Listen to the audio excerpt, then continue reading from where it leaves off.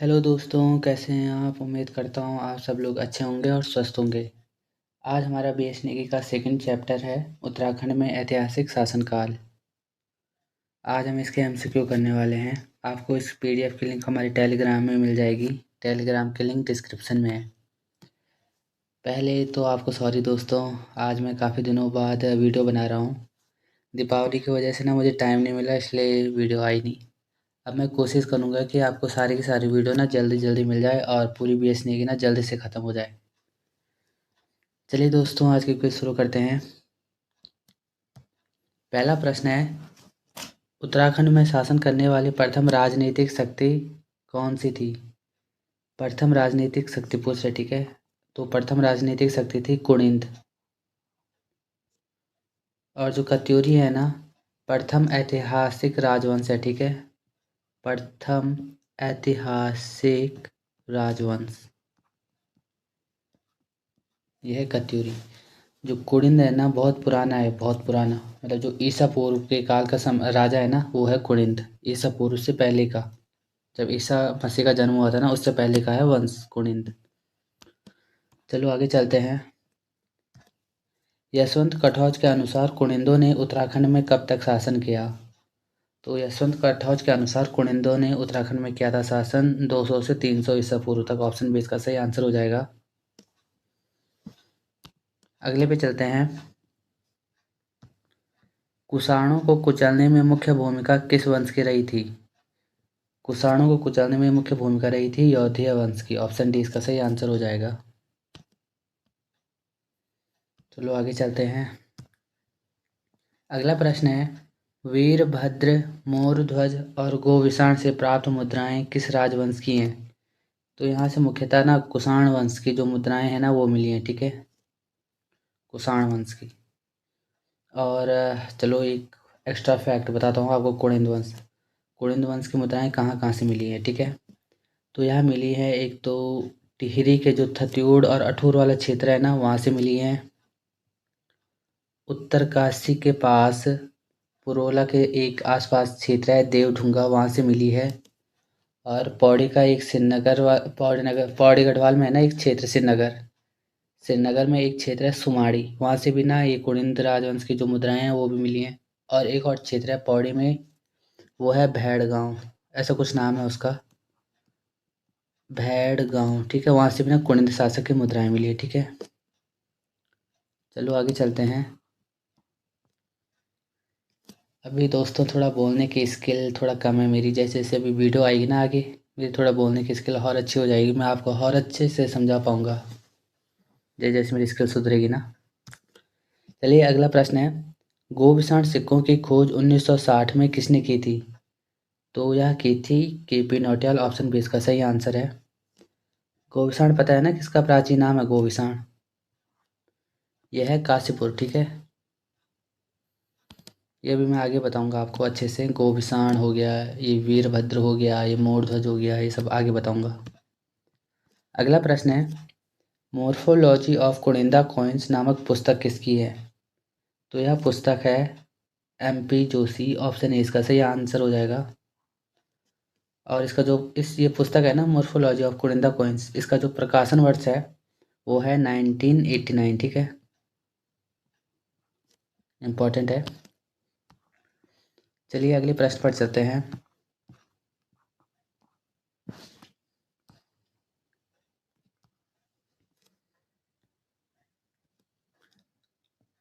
अगला प्रश्न है, निम्न में सत्य कथनों का चयन करें। कुषाण वंश का सबसे शक्तिशाली शासक अमोघभूति था। यह वाला कथन न गलत है। अमोघभूति कुनिंद वंश का सबसे शक्तिशाली शासक था, ठीक है। कुनिंद वंश का अमोघभूति। और जो कुषाण वंश था ना, उसका जो सबसे शक्तिशाली शासक था वो था कनिष्क, ठीक है। और अगला कथन है, भारत में सर्वाधिक शुद्ध सोने के सिक्के कुषाणों ने जारी किए थे। तो ये वाला कथन सही है, और कथन 2 सही हो जाएगा। और अगला कथन है, मोरध्वज, वीरभद्र, भरत मंदिर, पांडुवाला के उत्खनन से कुनिंद कालीन अवशेष मिले। तो यहाँ से मिले थे ये कुषाण कालीन, ठीक है। तो कथन 2 सही हो जाएगा सिर्फ। ऑप्शन डी इसका सही आंसर है। ठीक है, अगला प्रश्न है, महाभारत में किस वंश को द्विज कहा गया है? तो द्विज कहा गया है कुणिंदों को, और जो कुणिंद के शासक हुआ करते थे उनको कहते थे द्विज श्रेष्ठ। द्विज श्रेष्ठ। देख, कुणिंदों में ना एक प्रमुख नाम है, वो है सुबाहु।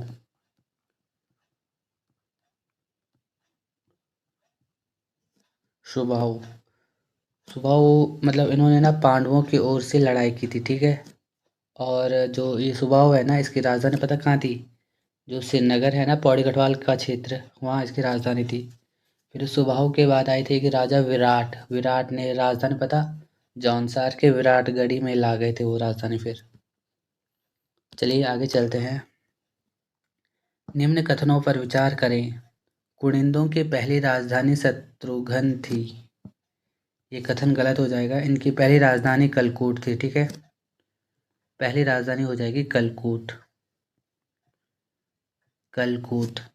कथन 2, कुणिंदों की दूसरी राजधानी कलकूट थी। तो दूसरी राजधानी हो जाएगी शत्रुघ्न। ठीक, दोनों कथन गलत हो जाएंगे। ऑप्शन डी इसका सही आंसर हो जाएगा। और कुणिंदों की एक और राजधानी थी, ठीक है, तृतीय राजधानी बोलते हैं इसको, वो थी बेहट। बेहट। बेहट पता कहाँ था? वो सहारनपुर है ना, उत्तर प्रदेश का क्षेत्र, वहाँ था बेहट। और जो ये शत्रुघ्न है ना, ये शत्रुघ्न था मथुरा के आसपास, मथुरा में था ये क्षेत्र। और जो ये कलकूट है, ये तो आपको जानते ही होंगे कलकूट। ये कलकूट है कालसी। ठीक है, चलो आगे चलते हैं। कुणिंद लोग मुख्यतः किस धर्म को मानते थे? तो कुणिंद लोग ना मुख्यतः मानते थे शैव धर्म को। फर्स्ट पे इसको रखना। ठीक है, शैव धर्म। पर कुछ और भी बुक्स हैं, उसमें बौद्ध धर्म भी बताया गया है। ठीक है, तो इसे ना आप दूसरे नंबर पे रखना। देखो, कुणिंद का जो मुख्यतः धर्म है, प्रायोरिटी आप कोशिश करना कि शैव धर्म हो। कुछ कुछ में बौद्ध धर्म भी बताया गया है, तो शैव और बौद्ध धर्म दोनों है, प्रायोरिटी रखना है शैव धर्म को। ठीक है, चलो आगे चलते हैं। महाभारत व अष्टाध्यायी में निम्न में किस वंश की जानकारी मिलती है? तो इसमें मिलती है कुणिंद वंश की। अभी बताया था मैंने, सुबाहु था ना, सुबाहु। वो किसकी ओर से लड़ा था? पांडव की ओर से लड़ा था ना, तो वही हो गया महाभारत। चलो आगे चलते हैं। कुणिंद मुद्राएं 5 राज्यों से मिली है, उन राज्यों का चयन करें। देखो, इसकी एक ट्रिक बताता हूँ मैं मस्त आपको। ठीक है, ट्रिक सीधी है। You U H H P. You से हो जाएगा उत्तराखंड, यू से हो जाएगा उत्तर प्रदेश, एच से हो जाएगा हिमाचल प्रदेश, एच से हो जाएगा हरियाणा, और पी से हो जाएगा पंजाब। ठीक है, तो उत्तराखंड हो गया। ठीक, उत्तर प्रदेश भी हो गया, ये उत्तराखंड, ये उत्तर प्रदेश भी हो जाएगा। जम्मू कश्मीर नहीं है। पंजाब, ये रहा पंजाब, अभी बताया था मैंने। ठीक, तो ये हो जाएगा, ये भी हो जाएगा। बिहार भी नहीं है, और मध्य प्रदेश भी नहीं है। तो कथन 1, 2 और 4 सही हो जाएगा। ऑप्शन सी इसका सही आंसर हो जाएगा। ठीक, ये वाली ट्रिक याद कर देना। ठीक है, कुणिंद की जो मुद्राएं मिली है ना, वो 5 राज्यों से मिली है। उत्तराखंड, उत्तर प्रदेश, हिमाचल प्रदेश, हरियाणा और पंजाब। अगला प्रश्न है, शीलवर्मन नामक प्रतापी शासक किस राजवंश से संबंधित था? तो यह था गोत्रीय वंश से। ठीक है, अब इसके बारे में और भी चीज़ें बताऊंगा मैं। देहरादून के जगत ग्राम में बाढ़ वाला यज्ञ वेदिका, ये सब आगे बताऊंगा मैं। ठीक है, चलो अगला प्रश्न है, निम्न को सुमेलित करना है। ऋषिकेश, ऋषिकेश का नाम था वीरभद्र। कोटद्वार का नाम है मोरध्वज, और काशीपुर है गोभिषाण। तो ये हो जाएगा 3-1-2, 3-1-2। ऑप्शन सी इसका सही आंसर हो जाएगा। ठीक है, चलो आगे चलते हैं। विश्व की 44 स्वर्ण मुद्राएं मुनि की रेती ऋषिकेश में है, ठीक है। मुनि की रेती से कब प्राप्त हुई थी? तो यह प्राप्त हुई थी 1972 में। इसकी जो ये हुइस्क है ना, ये कुषाण वंश से संबंधित है। कुषाण वंश। कुषाण वंश के भी दो और भी हैं, 7 स्वर्ण मुद्राएं और 4 और 3 सॉरी, एक है 7 स्वर्ण मुद्राएं और एक है 3 स्वर्ण मुद्राएं। इसके बारे में मैं आगे बताऊंगा, ये वाला प्रश्न भी डाल रखा मैंने अभी, आगे देखेंगे इसको। अगला प्रश्न है, कुनिंदो से संबंधित 4 मुद्राएं अल्मोड़ा से मिली हैं। वर्तमान में यह मुद्राएं कहाँ संरक्षित है? तो यह वर्तमान में है ब्रिटिश संग्रहालय लंदन। ऑप्शन ए इसका सही आंसर हो जाएगा। देखो इसमें एक और पॉइंट है। एक राजा था शिवरक्षित। शिवरक्षित की जो एक ताम्र मुद्रा है ना, वो माहेश्वर जोशी ने ढूंढी थी, ठीक है। माहेश्वर जोशी। चलो आगे चलते हैं।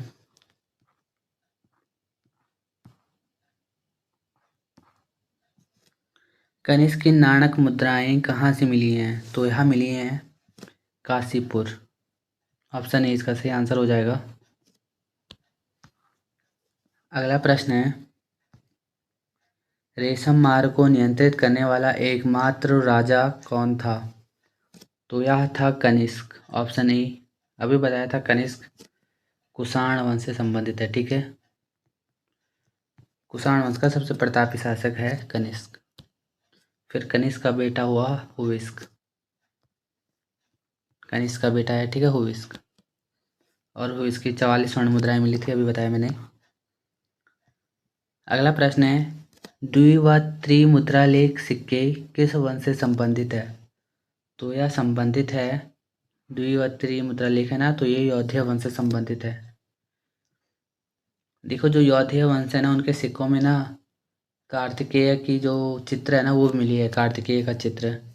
तो इससे माना जा सकता है कि यौधेय के जो अधिष्ठात्री देव हैं तो वो कार्तिकेय रहे होंगे, ठीक है। कार्तिकेय इनके अधिष्ठात्री देव हैं। और कुनिंद के क्या थे? अभी बताया था, कुनिंद का फर्स्ट में रखना है शैव और सेकंड में रखना है बौद्ध। और कुषाण, अच्छा चल कुषाण का भी बता देता हूँ। देखो कुषाण पता किसको मानते थे? कुषाण मानते थे बौद्ध को।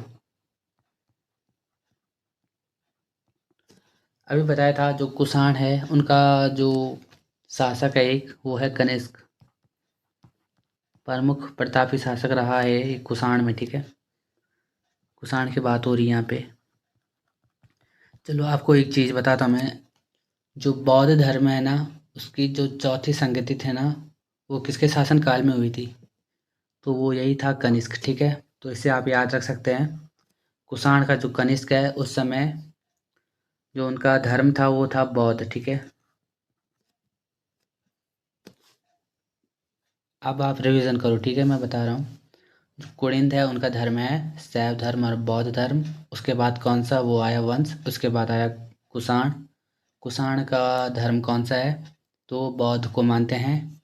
फिर आते हैं यौधेय।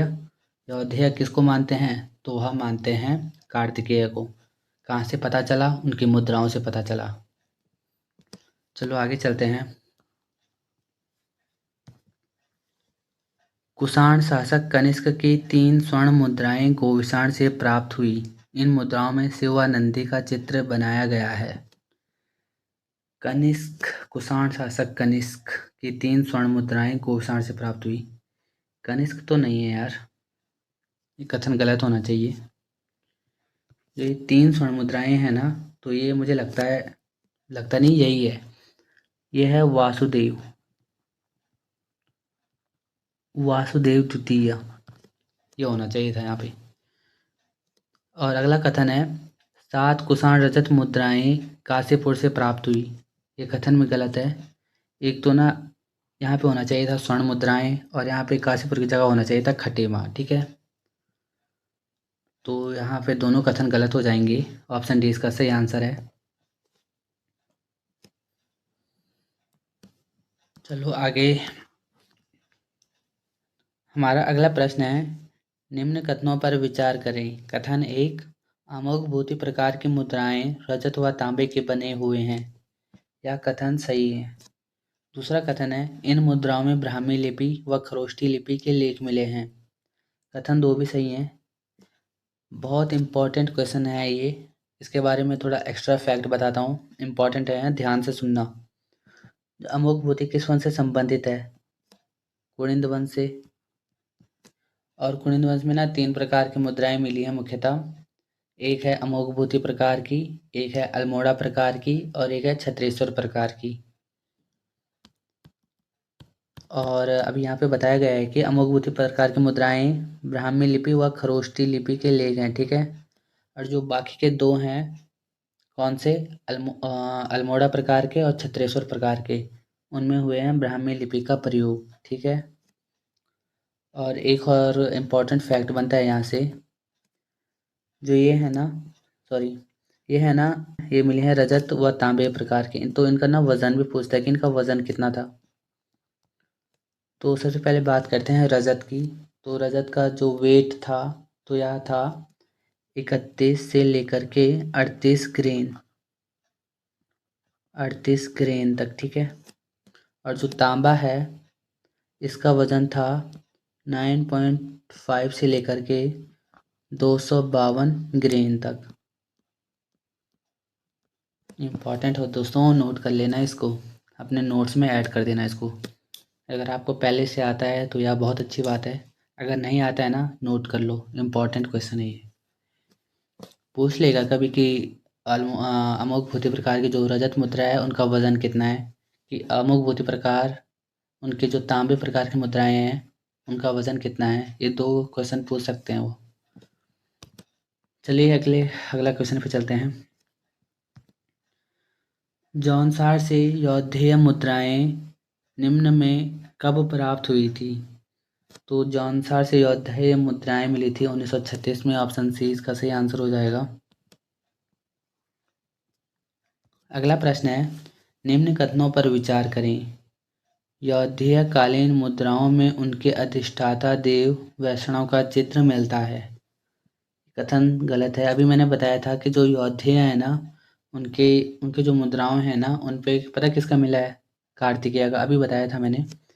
तो यहाँ पे होना चाहिए था वैष्णव की जगह शूलधारी कार्तिकेय। शूलधारी कार्तिकेय, ठीक है। और उनकी मुद्राओं से ज्ञात होता है कि उनमें गण शासन प्रणाली विद्यमान थी। ये सही कथन है। तो कथन 2 सही हो जाएगा, ऑप्शन बी इसका सही आंसर हो जाएगा। चलिए अगले प्रश्न पर चलते हैं। प्रश्न नंबर 24, ठीक है।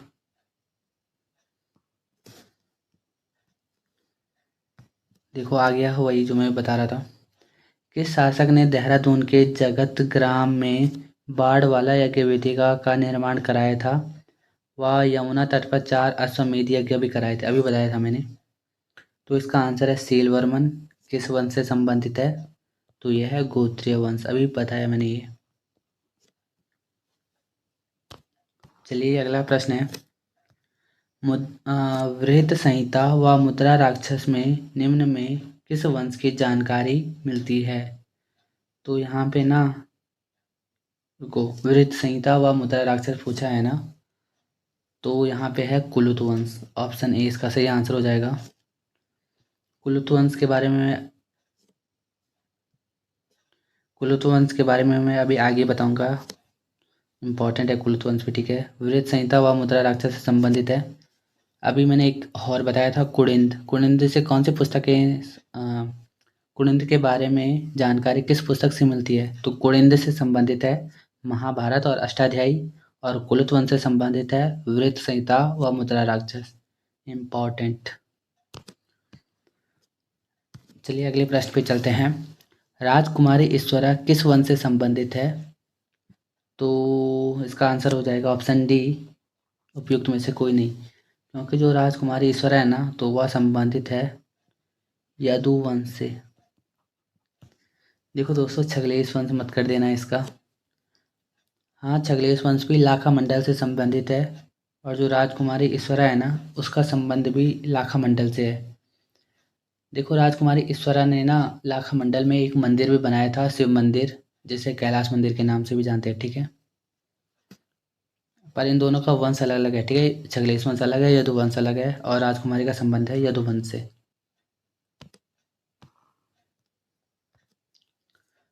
चलिए, अगला प्रश्न है, काशीपुर यानी कि गोभिषाण में मित्र वंश में दो मित्र राजाओं के नाम मिलते हैं, वे हैं ऑप्शन सी, मात्र मित्र व पृथ्वी मित्र। अगले प्रश्न पे चलते हैं।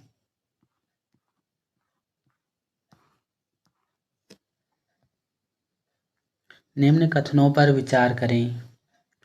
मौखरी वंश का प्रतापी शासक वीरयश था। ये कथन हो जाएगा गलत, क्योंकि जो वीरयश है उसका संबंध है कुलुत वंश से, ठीक है। कुलुत वंश। वीरयश के आयताकार स्वर्ण मुद्राएं मिली, ये वाला कथन भी हो जाएगा गलत। वीरयश की ना वृत्ताकार और रजत मुद्राएं मिली हैं, ठीक है। वृत्ताकार और रजत मुद्राएं, वृत्ताकार और रजत मुद्राएं, ठीक। नोट कर लेना। अगला प्रश्न है, निम्न में असत्य कथन का चयन करना है। यदुवंश का शासन 6वीं से 7वीं सदी के आसपास था, ये वाला कथन हो जाएगा सही। यदुवंश राजकुमारी ईश्वरा से संबंधित है, ठीक है। 6वीं 7वीं सदी ना, इस समय एक और प्रजाति थी, वो थी नागवंश, इसी शासनकाल से संबंधित है, ठीक है। 6वीं 7वीं सदी के आसपास से। तो याद कर देना, 6वीं 7वीं सदी दो वंश हैं, एक है यदुवंश और एक है नागवंश। सॉरी, अभी और कथन नहीं बताया मैंने आपको। तो पहला कथन हो गया था सही, हमने असत्य कथन ढूंढना था। यदुवंश का संस्थापक सेन वर्मन था, कथन बी भी सही हो जाएगा। राजकुमारी ईश्वरा सेन वर्मन की पुत्री थी, ये कथन हो जाएगा गलत। ये था भास्कर वर्मन, ठीक है, भास्कर। राजकुमारी ईश्वरा के पति चंद्रगुप्त थे, ये वाला कथन भी हो जाएगा सही। चलिए आगे चलते हैं। हमारा अगला प्रश्न है, छगलेश वंश से संबंधित निम्न कथनों पर विचार करें। कथन एक, लाखा मंडल के खंडित शिलालेख छगलेश वंश से संबंधित है, तो सही है, कथन एक सही है। कथन दो, इस अभिलेख में 7 राजाओं के स्पष्ट नाम मिलते हैं, ये वाला कथन भी सही हो जाएगा। अगला कथन है, इसमें पहला नाम नामछत्र नामक राजा का है, तो यह कथन हो जाएगा गलत, क्योंकि जो नामछत्र नामक राजा है ना, इसका आखिरी में मिलता है नाम, और जो पहला नाम है तो वह है नरपति जयदास। नरपति जयदास है, ठीक है। तो कथन एक और दो सही हो जाएगा, ऑप्शन ए इसका सही आंसर है।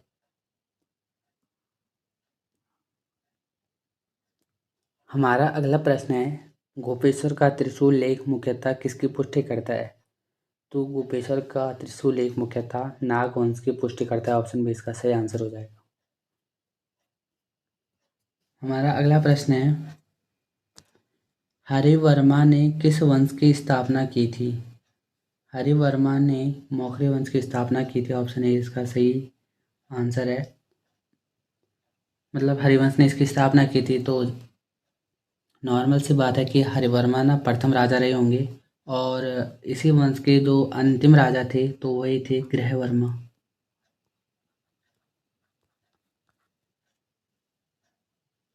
ठीक है, मौखरी वंश के पहले राजा हरिवर्मा, मौखरी वंश के अंतिम राजा ग्रहवर्मा।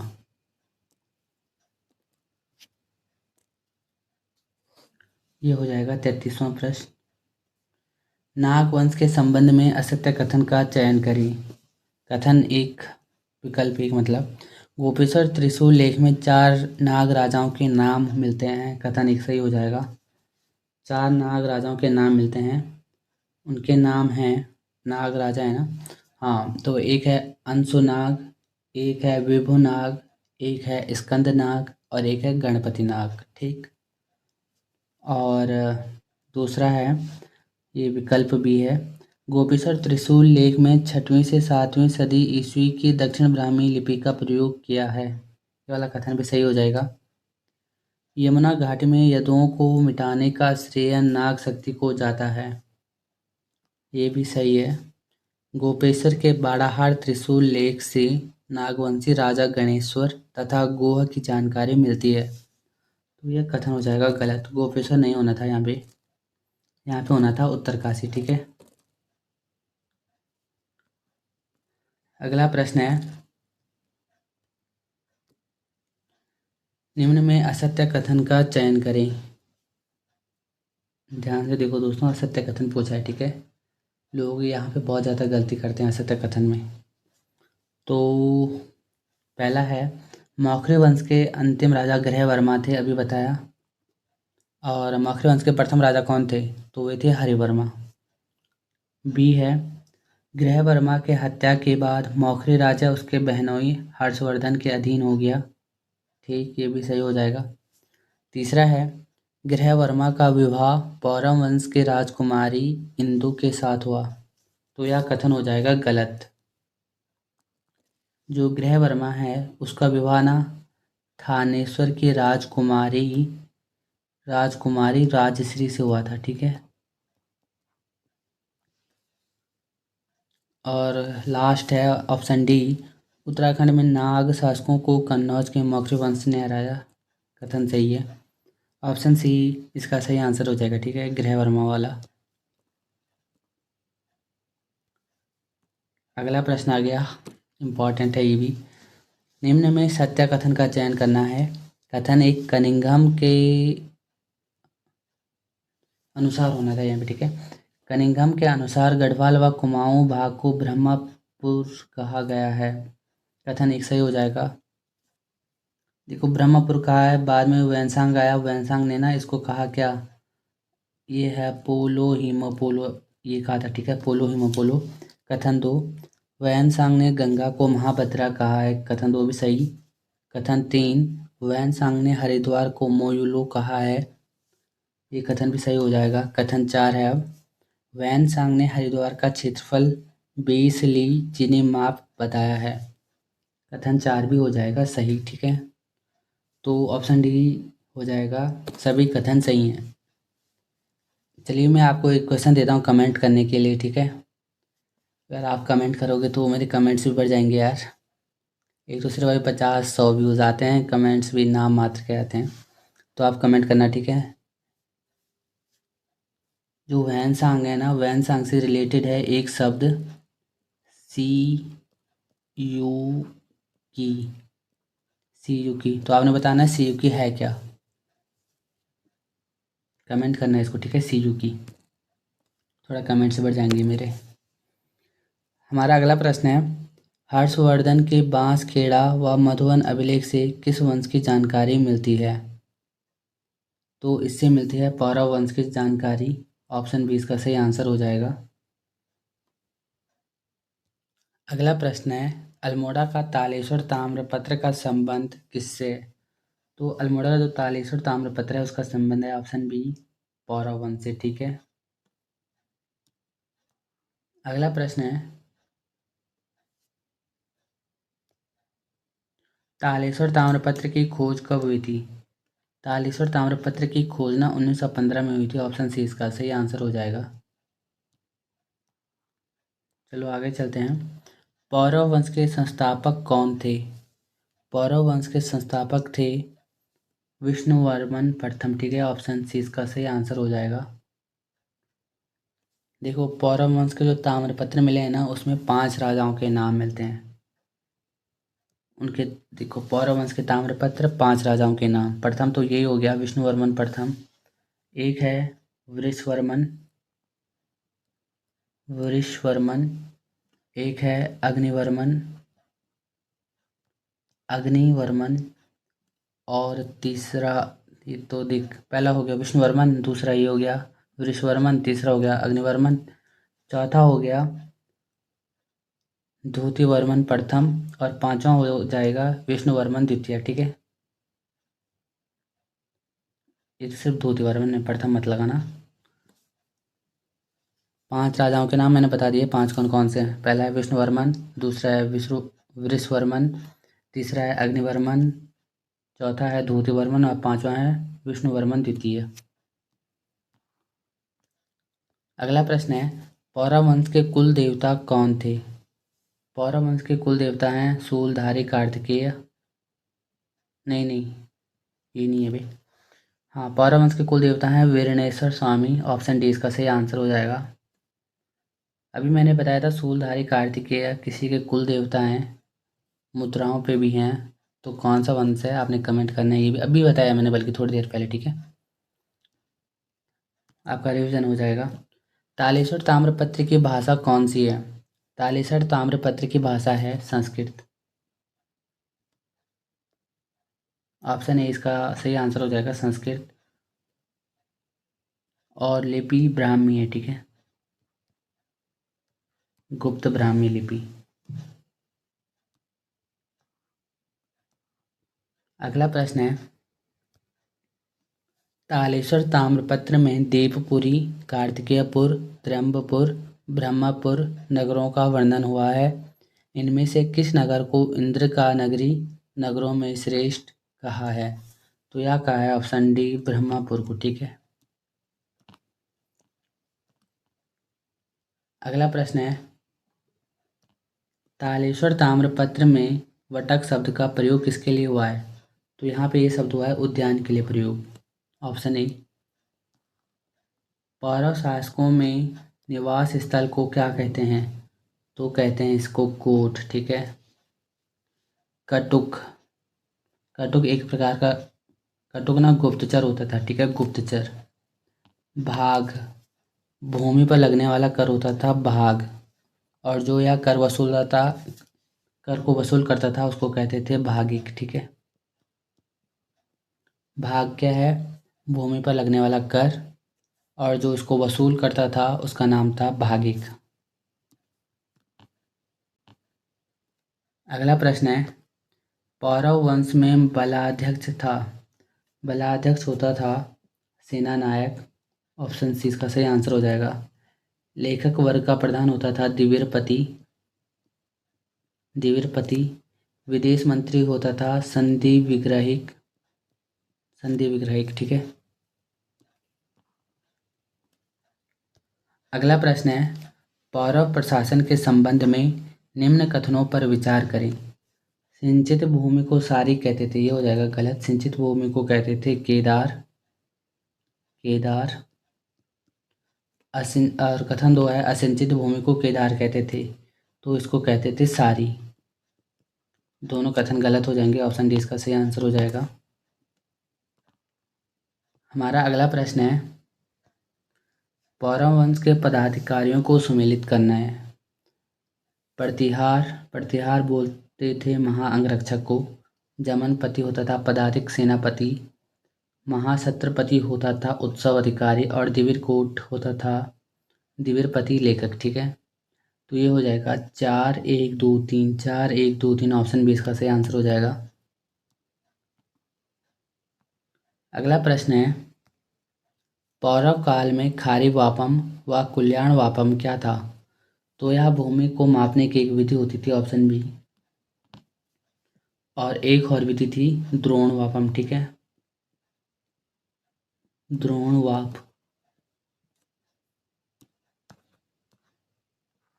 अगला प्रश्न है, निम्न पौरवकालीन पदाधिकारियों को भी सुमेलित करना है। भागिक अभी बताया था मैंने।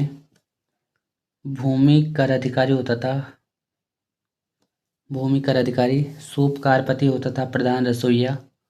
भौतिक होता था प्रांत अधिकारी। कटुक होता था गुप्तचर। 1-2-4-3। 1-2-4-3 ऑप्शन ए इसका सही आंसर हो जाएगा। अगला प्रश्न है, शत्रुघ्न गोविषाण का उल्लेख निम्न में किस यात्री के वृत्तांत में मिलता है? तो ऑप्शन बी युवान चौड़ 624 ईस्वी। ठीक है, 624 ईस्वी। अगला प्रश्न है, पलेठी का सूर्य मंदिर कहाँ है? तो यह है देवप्रयाग में। देवप्रयाग में है। और किसने बनाया था? सॉरी, पहले इसके बारे में पूरा बताता हूँ। पलेठी का सूर्य मंदिर है देवप्रयाग में। देवप्रयाग कहाँ है? टिहरी में। देवप्रयाग में कौन सी पट्टी है? तो हिंडोला खाल, ठीक है, हिंडोला खाल में है देवप्रयाग, वहाँ पे है पलेठी का सूर्य मंदिर, ठीक। और जो ये पलेठी का सूर्य मंदिर है ना, किसने बनाया? कल्याण वर्मन, कल्याण वर्मन, ठीक है। और इसमें ना एक और राजा का नाम भी आता है, मतलब इस सूर्य मंदिर है ना, यहाँ शिलालेख है तो उसमें एक और नाम आता है, तो वह है नरपति वर्मन। निर्माण किया था कल्याण वर्मन ने, और इस अभिलेख में एक और नाम आता है नरपति वर्मन, दोनों याद करना। नरपति वर्मन ने निर्माण नहीं किया है, बस इसका नाम आता है, इतना सा ध्यान रखना। निर्माण तो कल्याण वर्मन ने किया है। चलो अगले प्रश्न पे चलते हैं। शंकराचार्य का आगमन उत्तराखंड में किस राजवंश के समय हुआ था? तो यह हुआ था कार्तिकेयपुर। और उस समय जो राजा थे, जब शंकराचार्य आए थे ना उत्तराखंड, उस समय राजा थे कार्तिकेयपुर में, तो वो थे ईस्ट गणदेव, ठीक है, ईस्ट गण।